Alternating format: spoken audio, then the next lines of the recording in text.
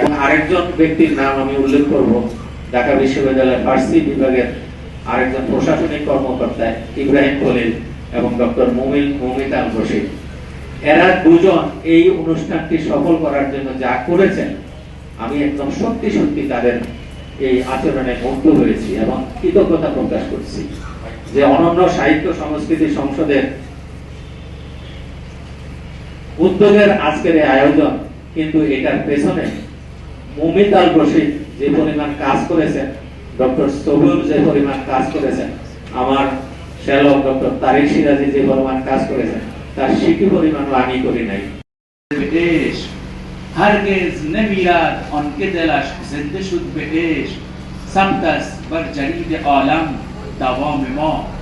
আমাদের প্রিয় কবি কাজী নজরুল এটি অনুবাদ করেছেন এভাবে: কভু মরে না সেজন প্রেম যার পরাণে বাঁচে, কভু মরে না সেজন প্রেম যার পরাণে বাঁচে, বিশ্বের পাতায় চিরস্থায়ী আমাদের এই অমরত্বের কথা লেখা রবে। নিঃসন্দেহে আমাদের অধ্যাপক সিরাজুল হকের কথাও ফার্সি যতদিন আছে, বাংলাদেশে ফার্সি ভাষা যতদিন আছে, সাহিত্য যতদিন আছে, আঞ্জুমানের ফার্সি যতদিন আছে, অবশ্যই অধ্যাপক সিরাজুল হক আমাদের মাঝে বেঁচে রইবেন। সবাইকে ধন্যবাদ।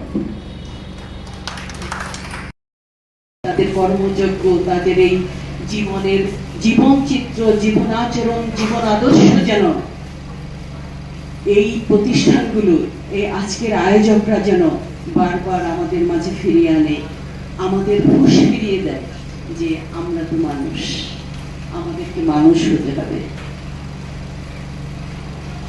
তাদেরকে নিয়ে বেশি বেশি আলোচনা হোক, তাদেরকে নিয়ে বেশি বেশি কথা হোক, আমরা যেন মানসিকভাবে একটু শান্তি অনুভব করে তাদের আলোয় আলোকিত হয়ে এই পৃথিবী থেকে যেতে পারি।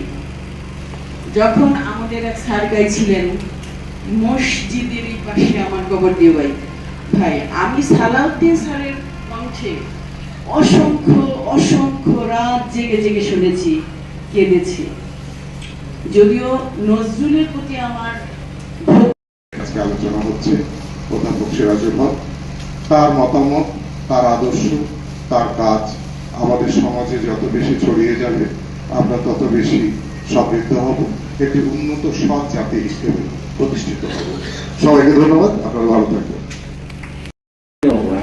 উর্দু তার একটি অন্যতম ভাষা, আর বাংলা ইংরেজি তো আছেই। তিনি নিজেই বাংলার অ্যালামনাই ছিলেন।